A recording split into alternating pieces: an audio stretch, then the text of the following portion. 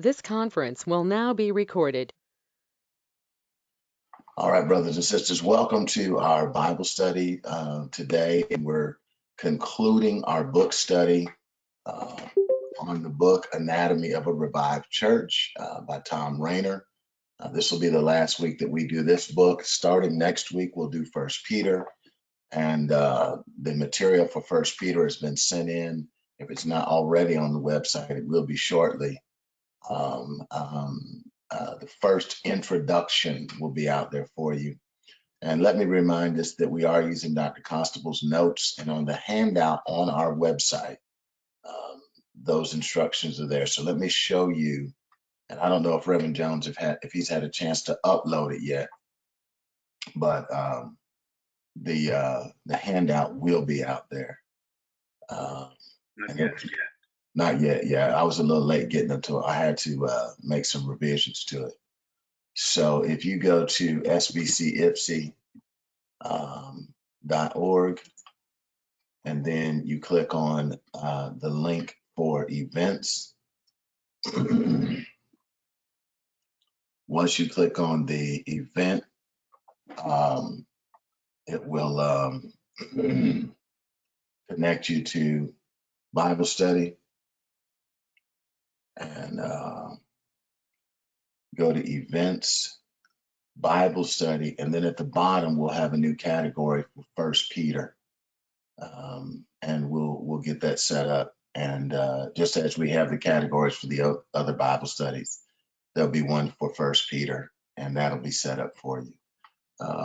Reverend Jones, can you communicate with Sister Mosley?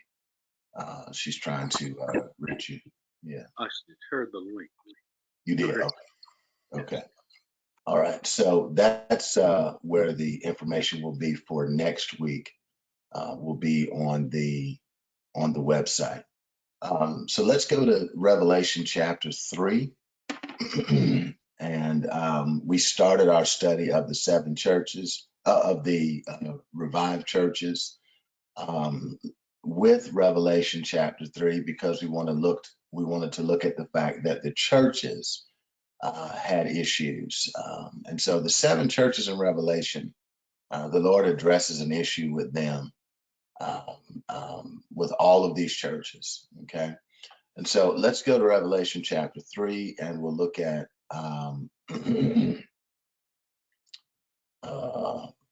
the church at Philadelphia in verse 7. Revelation chapter 3, verse 7. Okay. Revelation chapter 3, verse 7. And to the angel of the church in Philadelphia write the words of the Holy One, the true one, who has the key of David, who opens and no one will shut, who shuts and no one opens. I know your works. Behold, I have set before you an open door which no one is able to shut. I know that you have but little power, and yet you have kept my word and not denied my name. Behold, I will make those of the synagogue of Satan, those who say that they are Jews and are not but lie. Behold, I will make them come and bow down before your feet, and they will learn that I have loved you. Because you have kept my word about patient endurance, I will keep you from the hour of trial that is coming on the whole world to try those who dwell on the earth. I am coming soon. Hold fast what you have, so that no one may seize your crown. The one who conquers, I will make him a pillar in the temple of my God. Never shall he go out of it, and I will write on him the name of my God and the name of the city of my God, the New Jerusalem, which comes down from heaven, from God out of heaven, and my own new name. He who has an ear, let him hear what the Spirit says to the churches.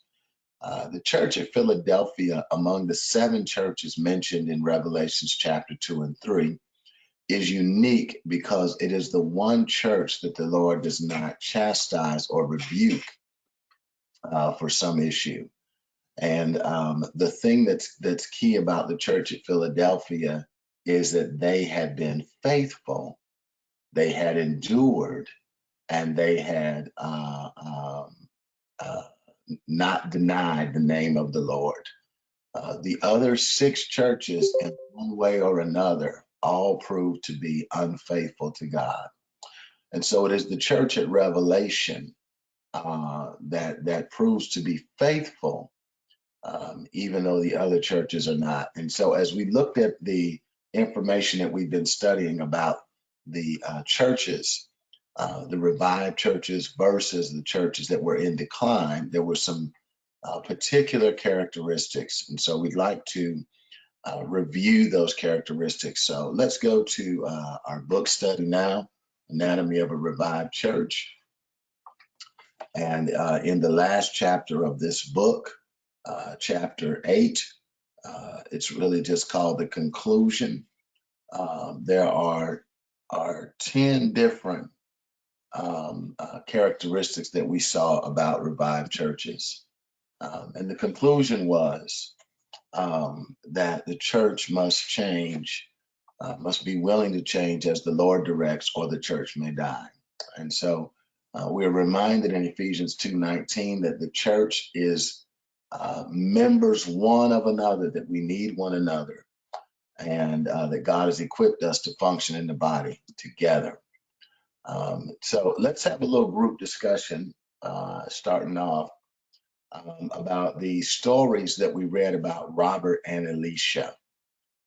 How were their stories different and why? And then how did the turnaround happen in Elisha and the church he attends? So let's talk about that a little bit. How are their stories different?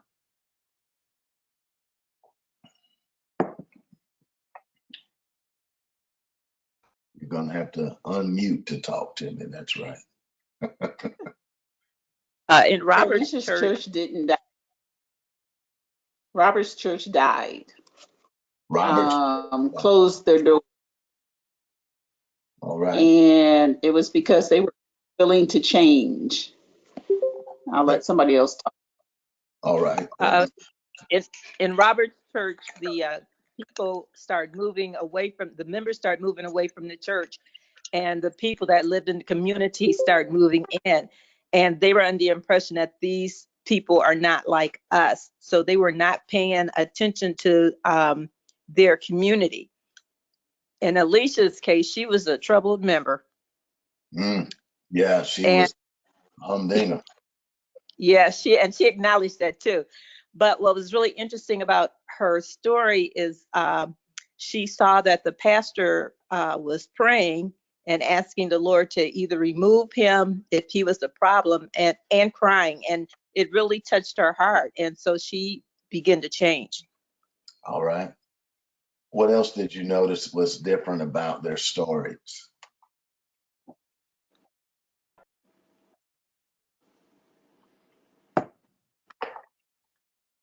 Well, I noticed that Alicia, once she had her heart conversion, used it for good. Started gathering other people and building other supporters rather than trying to tear the church apart. All right. All right.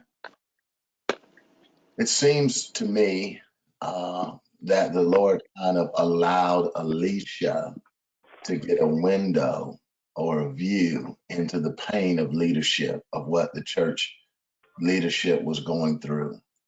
And but what I also find interesting is that the church leadership, the pastor, was praying in such a fervent way.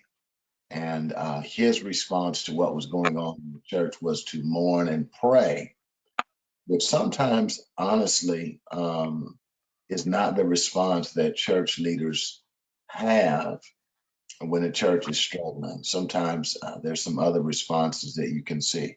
And so the turnaround, first of all, started with prayer. Remember that. Secondly, it started with internal conviction, and it started with a small band of believers banding together to support the vision that the Lord had given the church. And so that's important. I think that it will be important. We will be able to share this information with other churches as well, because there are churches that will need this information as we come out of this crisis, or even as it continues, because this certainly is challenging our community. So let's talk a little bit about the turnaround. When our church started focusing on others instead of ourselves, the turnaround had already begun. So remember that the turnaround that they saw in their church happened because they were outwardly focused rather than inwardly. Okay. So there are 10 behavior patterns that we want to talk about of inwardly focused churches versus revived churches. 10 behavior patterns of inwardly focused churches versus revived churches. So let's talk about those a little bit. Feel free to stop and ask questions as we're going along. Or if it's more comfortable for you, you can type them in the chat box as well. Okay. So behavior change number one was that the church moved beyond worship wars. Okay. So what do we mean by worship wars?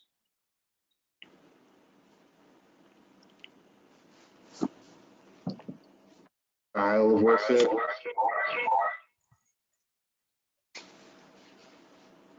Go ahead, brother. Oh, I was just mentioning the style of worship, music style. Yeah, music style was one. They wanted the music style to be a certain way, and if it wasn't this particular way, they got into discussions and arguments and fights about it. What else might be an example of worship wars?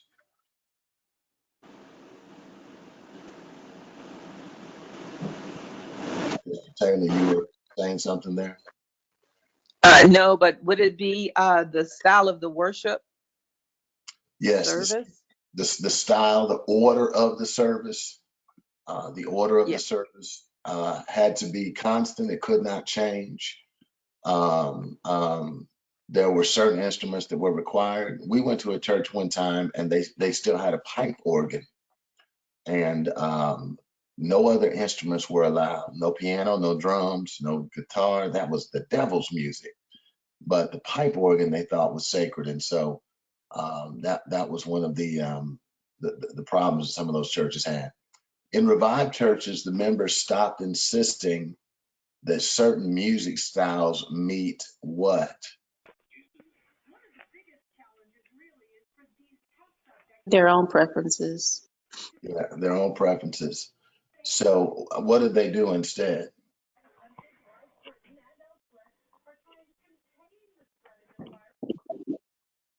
There seemed to be a heart change and focusing more on what was biblical, what would be best for the collective body instead of individual needs or wants.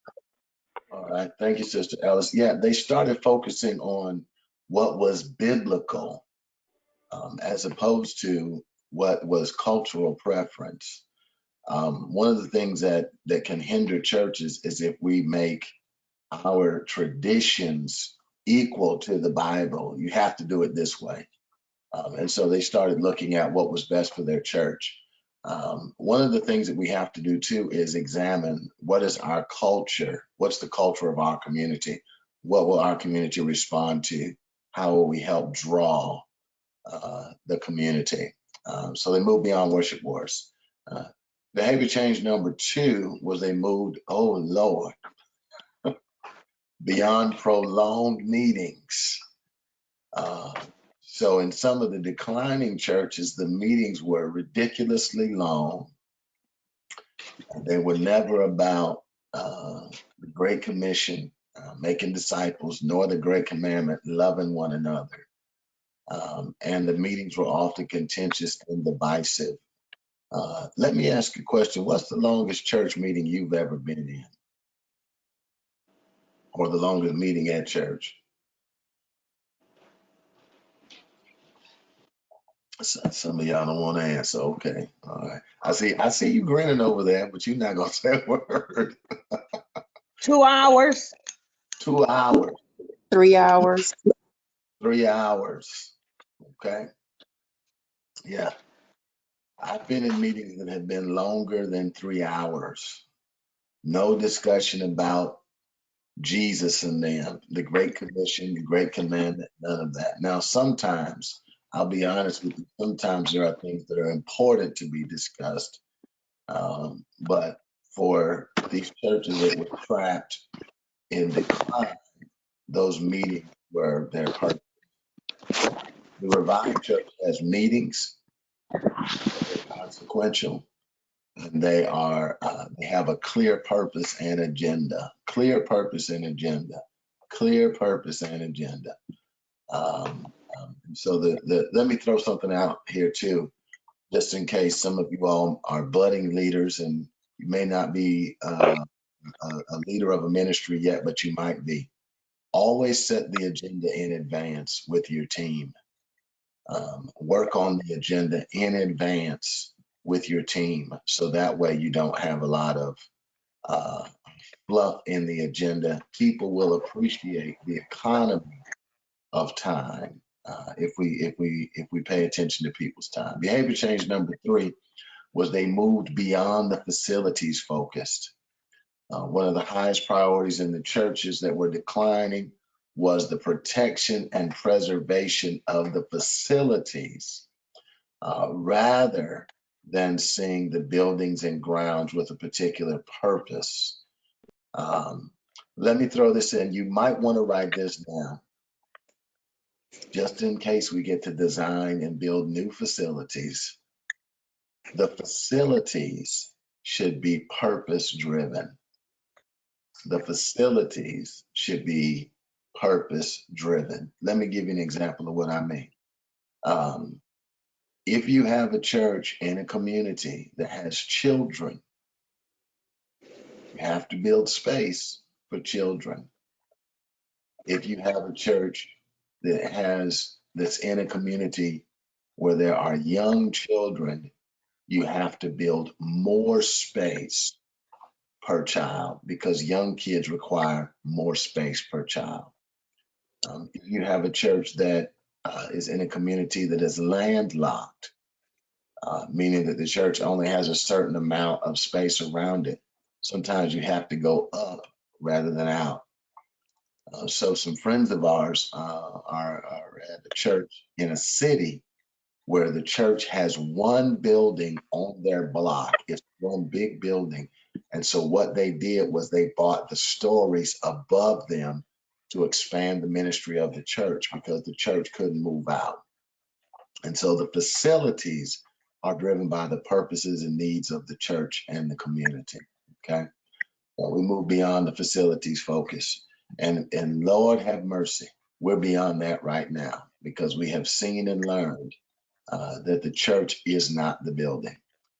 Isn't it ironic that the Lord was teaching us that before we entered into this season dealing with the coronavirus? So beyond facilities focus. Number 4 was they moved beyond program, being program driven. Let me ask you a question. What do we mean by programs?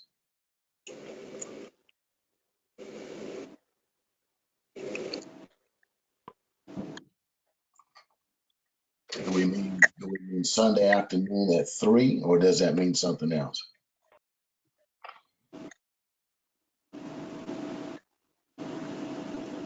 All right, so let's rewind. Programs for us would be like Wednesday Night Live. That's a program. Mission. That's a program. Church school is a program. What we call ministries are what they're calling programs. So rather than being driven by programs and ministries and being locked into a particular program, Child Evangelism Fellowship would be a program.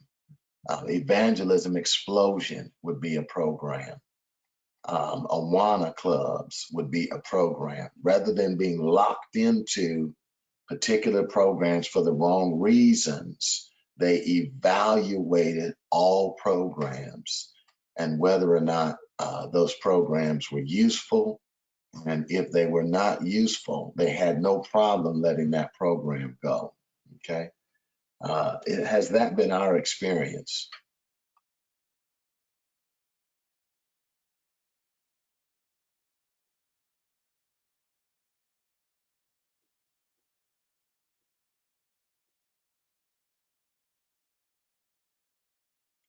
All right. So some churches will hold on to programs without evaluating their usefulness. And let me share something with you. Our identity is not tied up in the ministry program that we work in. Our identity is really in Christ. And so if something is not working, we shouldn't be afraid to change it or do something different. Okay. All right. Number 5 was that they moved beyond inwardly focused budgets, meaning that in churches that are struggling and declining, the budget is designed to meet the needs and comforts of the members rather than beyond the church. Revived churches find ways to increase the budget for ministry beyond the walls. By the way, today and yesterday, I got emails from people who are needing to do some programming with students in Lincoln Consolidated Schools to help them. And so we're looking at how do we help this particular population. How can we reach out beyond our walls? And so remember, one of the phrases that we have learned is that the church ministry is not locked beyond within our walls, but it is launched from our walls into the community. And so revived churches build their budgets for outreach. Behavior change number 6 was inordinate demands for pastoral care. Which means they expect the pastor and pastoral staff to visit them regularly just because they're members, not because they're sick or shut in or they need prayer or there's a crisis or a family issue that's going on. But pastor ain't been by here in a while. But members of revived churches saw themselves as doing ministry and providing ministry rather than receiving ministry. They were equipped to do the work of ministry, and so they were plugged into actually going out and doing ministry. And so the members of revived churches are plugged into serving rather than being served. Behavior change number 6 is close to behavior change number 7, which is that they moved beyond attitudes of entitlement, meaning that in an unhealthy church, the attitude you see is self-serving, demanding, and entitled. In revived churches, the people seek to serve. Rather than asking, what has the church done for me lately? They're asking the question, how can I serve today? How can I serve you today? And what's ironic about that is I just heard that phrase used the other day. What are the churches doing? What has the church done lately? And the person that asked that question was not connected to a church, but the other person was able to enumerate, these are things that the church is doing. And so it's important that we don't have an attitude of entitlement. And then behavior change number 8 is that they move beyond anger and blame. Instead of pointing fingers at people and fighting with one another, they encourage one another and serve together. They move beyond anger and blame. And then behavior change number 9 is they move beyond evangelistic apathy. Now let's talk about this for a minute, because in the research, and I've seen this research from a couple of different groups, there are very few churches where the members of the church are sharing their faith on a regular basis with the people they encounter in their world and in their community. So we've done evangelism training. We've trained people in the Romans Road. We've had some evangelism training that's going on at Second Baptist that goes back to the 70s intermittently. And I ran across some of that documentation of how individuals were trained to do evangelism. So let's ask this question. Why do you think it is that people are reluctant or might not be as engaged in evangelism and sharing our faith?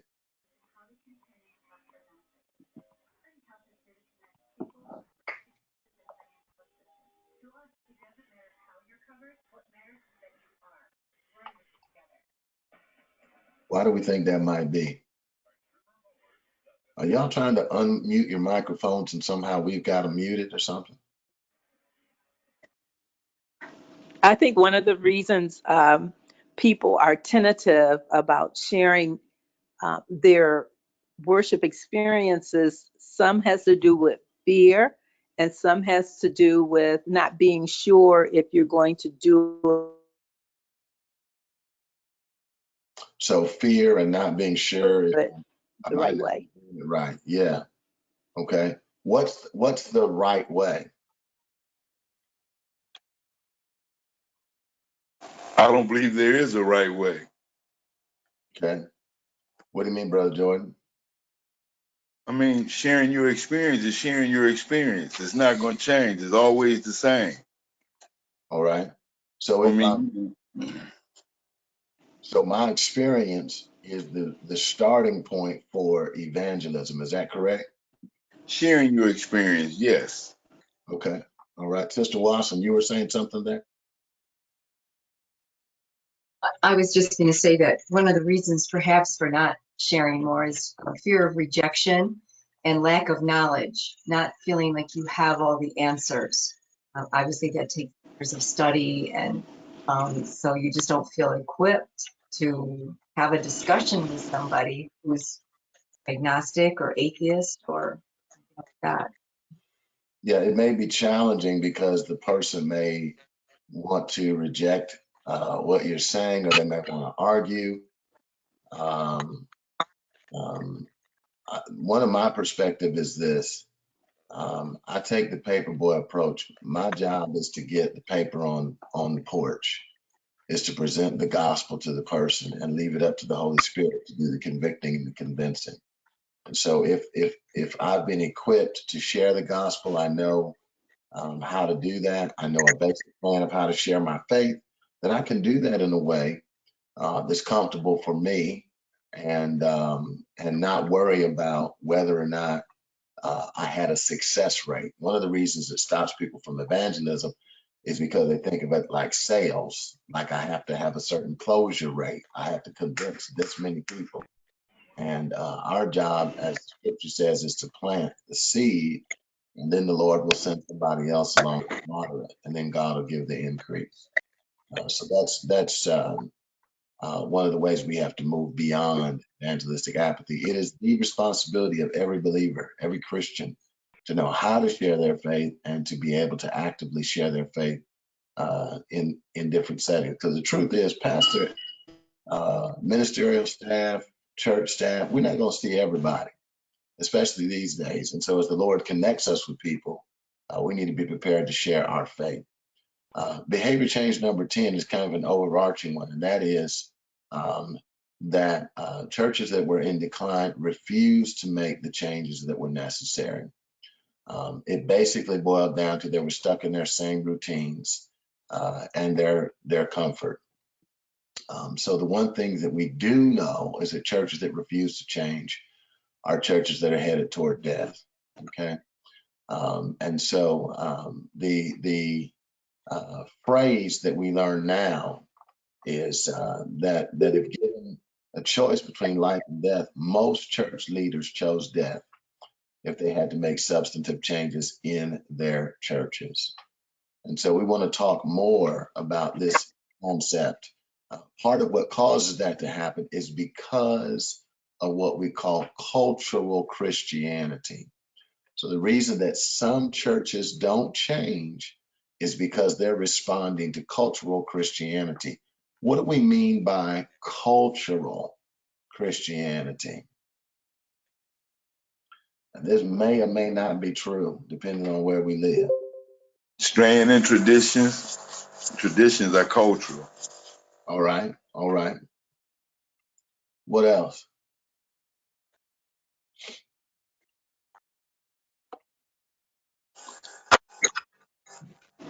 I want People from other countries to come this. to our But Father, community. hold on, Brother Murphy, what were you saying? People from other countries come to our community. Okay, so people from other countries come to our community. They adopt our way of life. And so it looks Christian because they adopt certain cultural behaviors. Okay, what else do we mean by this cultural Christianity? um,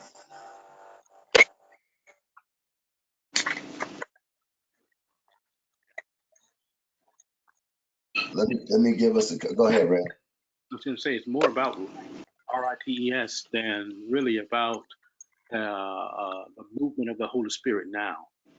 It's more about what?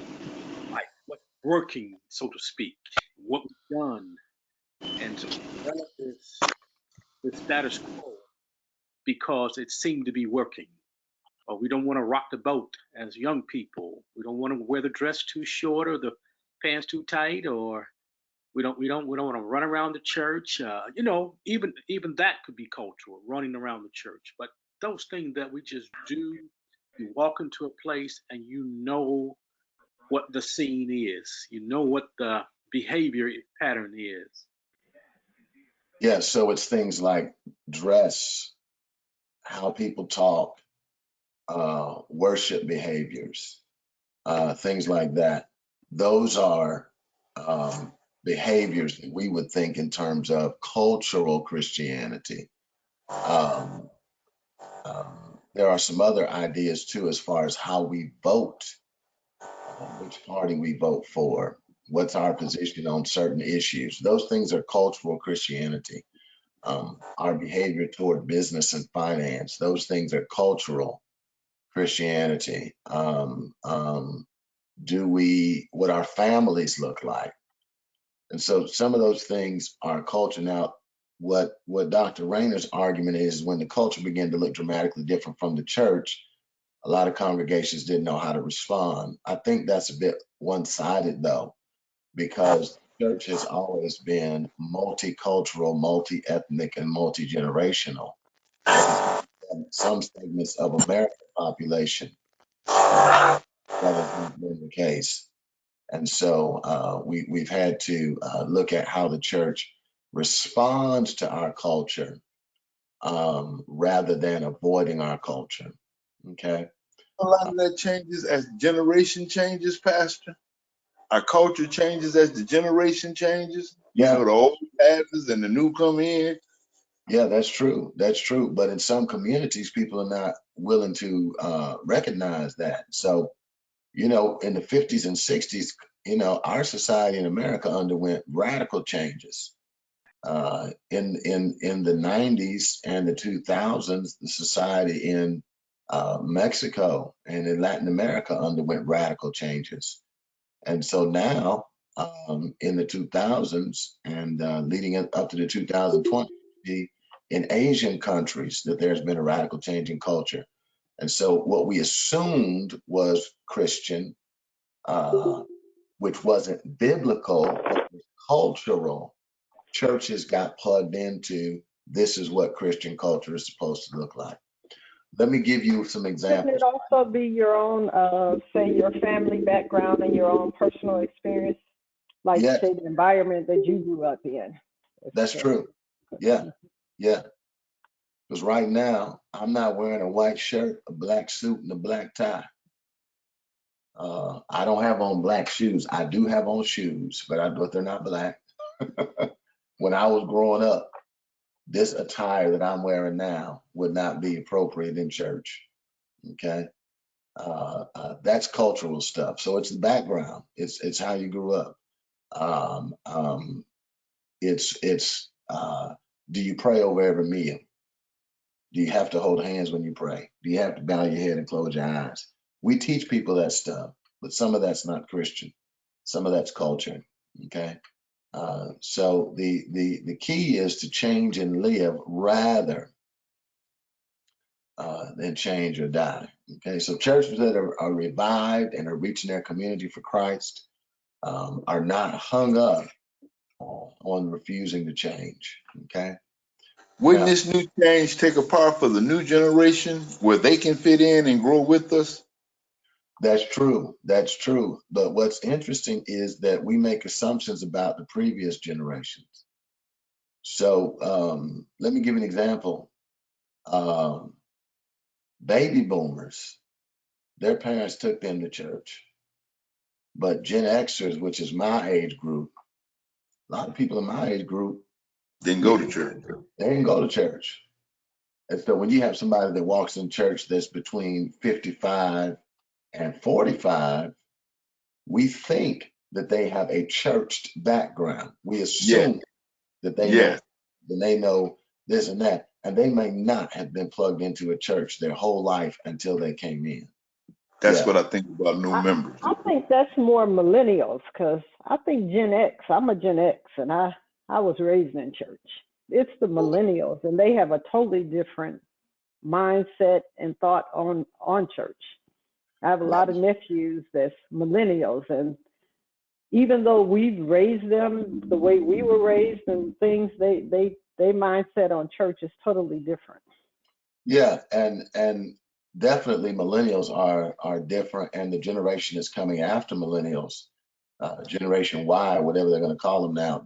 But that really started with Generation X. I can remember when I was growing up at my high school that maybe 20 or 30% of the kids I went to high school with went to church in Chicago.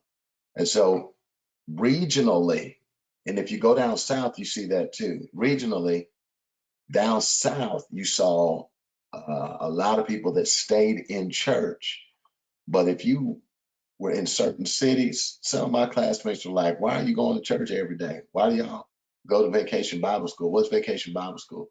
And so in our community, at a certain point, we saw that shift. But you're right, with the millennial generation and the generations that follow millennials, they are far less likely to have been raised in church. So how do we reach them? How do we respond to them? How do we connect with them? What traditions do we have that may be a barrier to them? That's the kind of outreach I want to learn. Yeah, yeah, yeah. And that, let me throw a couple of values out for us that millennials and younger people have. And we've got some millennials on this call, so y'all can speak up to help some of us understand this. One value is that when we were growing up, Gen X and older, anybody could tell you what to do. That was a cultural value. If you were outside playing and the street lights came on, Miss So-and-so was gonna step outside on the porch and tell you, now, George, you know, you need to take your behind home. Okay. Or if somebody's parent came outside the house and called their children, those kids would leave their friends and they would run home. Playing outside is another value. We played outside. Some of these other generations, you don't see them outside unless they're jogging, walking the dog, they're inside playing video games, yeah. Or they're communicating like we're communicating today online, okay? Now we've got some millennial generation folk on here. I'm looking, and I know the millennials often get beat up, and that's not fair. But are there any cultural values that you guys see that you might want to contribute to this discussion? Pastor, maybe not a value per se. I guess I just wanted to kind of expound on one you brought up, and that was about when you were giving the analogy about how when you would be outside and anybody could tell you to come in.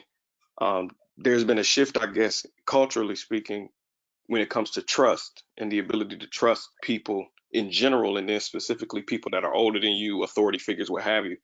And so from that mindset, we usually operate in how we engage with people in church and in church related environments where we just come off and tell them anything or come off and say something.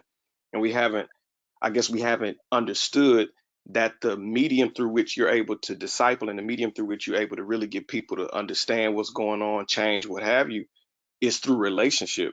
And so when you build relationships with people, when you have people connected in certain areas of a church or certain ministries, and they build relationships with those people, those are the people that they build trust with. And it's through that trust that you're able to tell somebody about a dress code or anything you want to, any kind of term you want to use.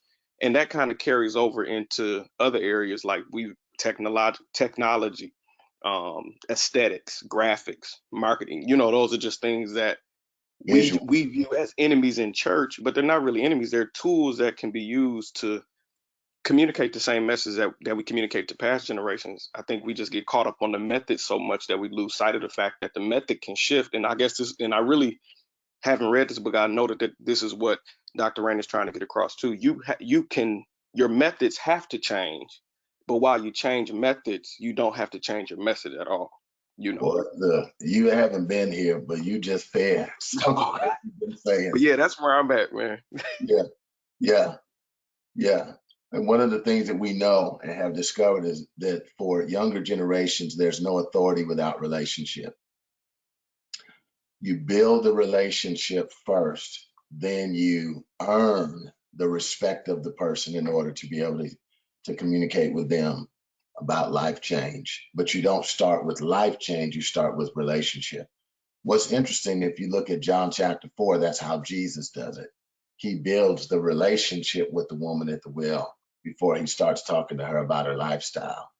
Now, of course, when he does talk to her about her lifestyle, she reacts, but he doesn't let that be the end of the story. And so the relationship, and one thing that we have to learn to do is be relational and spend time with people so that we build in some capacity and some trust, because younger generations have been lied to and they have seen trust broken in their homes. This is the first generation that understood clearly from the TV that the government lied to us about stuff and started a war. So, you know, those are some things that we've seen. Any other questions about how the church adapts to its community in order to reach its community?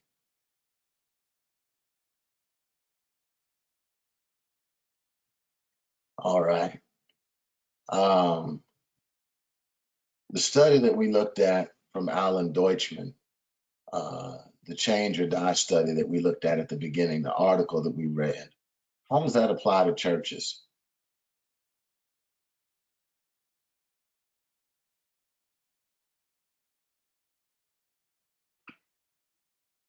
So what do we learn about change or die at the beginning?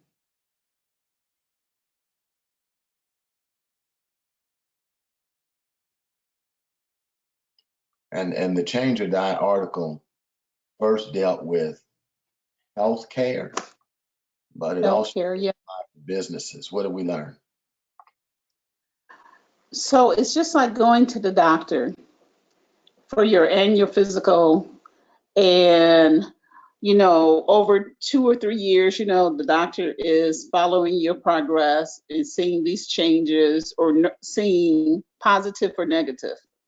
And then he or she says to you, if you don't cut out the red meat, if you don't cut out the sodium, if you don't stop drinking all that pop, et cetera, et cetera, these are going to be the consequences. And then it's up to the individual to hear what the doctor is telling them and then decide whether or not they are going to change or continue living and eating the things that they should not eat and do, and then face the consequences, which could be death. Mm. And churches have to be aware of the community for which they are serving and be willing to change as the community changes, because we should be outwardly focused and not inwardly focused. Yes, ma'am. Yes, ma'am. Those doctor's appointments can be convicting as well. But this doctor's appointment that we have had with the scriptures and with this study can be convicting as well. And I thank God that as I look at our history, that Second has made leaps and bounds and adaptations and changes to continue getting the message out, but we've changed our message. Have we changed? I mean, we've changed our methods, but we have not changed our message. I think one of the evidence of that is the way that we quickly adapted to this situation that we find ourselves in now.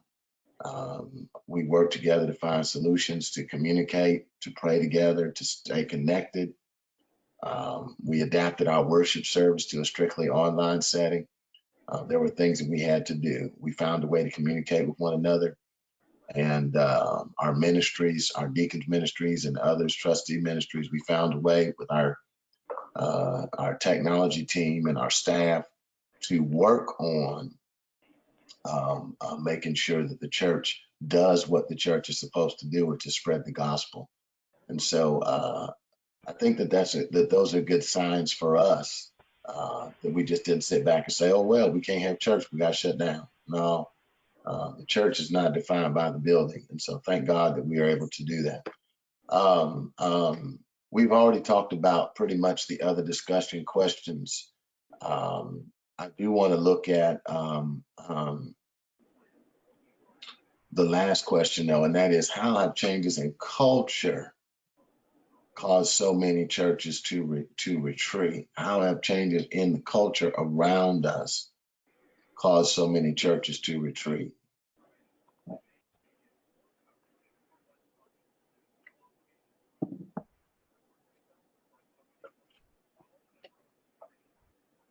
Let me say a couple of things. Go ahead, I'm Red. sorry. No, I was going to say, in some cases, I think that it happens in righteous opposition, if you will. You know, with the direction that culture is going. In some respects, some of it is antithetical to where we are as a church, or what we perceive as the church. So we say, well, we're not engaging because we standing on the Lord's side. So we take our stance and we hold our flag up over here, and we just like, well, this is where we are. You know where we've been. We're where we always have been. And when y'all ready to, you know, stop going to hell in a handbasket, we'll be ready to receive you. But no engagement over here, because we're not going to taint our image. Yeah, that can be troublesome. You know, so I think that that's, you know, part of it. Not the whole, but that's definitely part of it in some respects too. Not every church and not every situation, but that plays a part, I think. Yeah, we this is what we believe. This is how we operate. And since y'all are not like us, when you are ready to change, come find us. That's definitely an issue. Other issues that you all might have seen?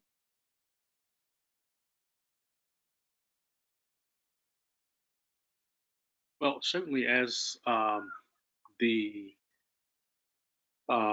different people enter your neighborhood, you're not necessarily prepared to communicate with them. Different languages, different style of living. It's always us and them. And as Minister McCormick said, we know who we are. They're the one with the problem, in a sense. So we really don't. We stay where we are. We stay where we're comfortable at. And some of us reduce that church life down to one day a week, or twice a month, because we don't want to be too engaged. Yeah. I want it. Let me go pay my dues, get my praise on, and deuces. I'm out. I'm not plugged into serving anywhere. But I've got to consider that. Let me run through the holy smorgasbord and make sure I tip the waiter, and then hallelujah for the rest of the week. Let me throw this out too. I think there's another piece of this. Two things. One is that we have confused patriotism with Christianity in America, and so patriotic values, that is a major issue, especially for the evangelical church.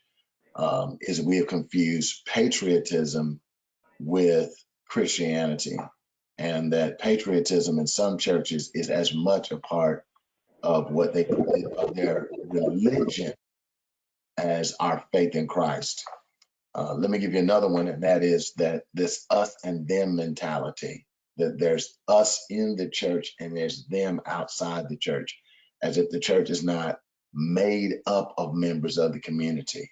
And so that mindset, those kind of mindsets poison, pollute, and dilute the gospel and the effectiveness of the church.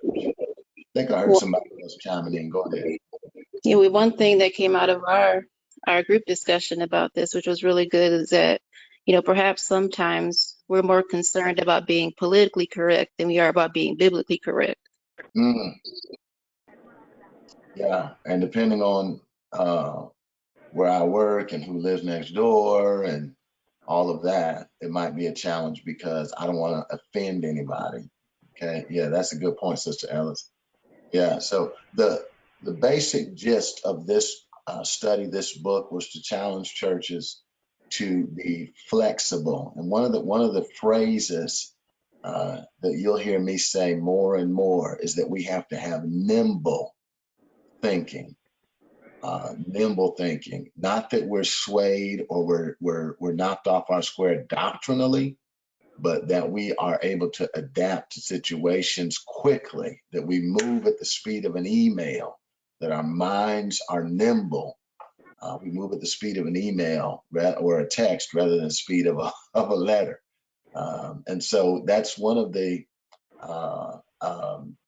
things that we are working on is making sure that we have the gospel message clear, but that we're also nimble and adaptive in our thinking and our methodology, that we can adapt to the situation. We can adapt our methods to the situation without changing the message of the gospel. So thank you so much for participating. And this time we'll end our recording, and then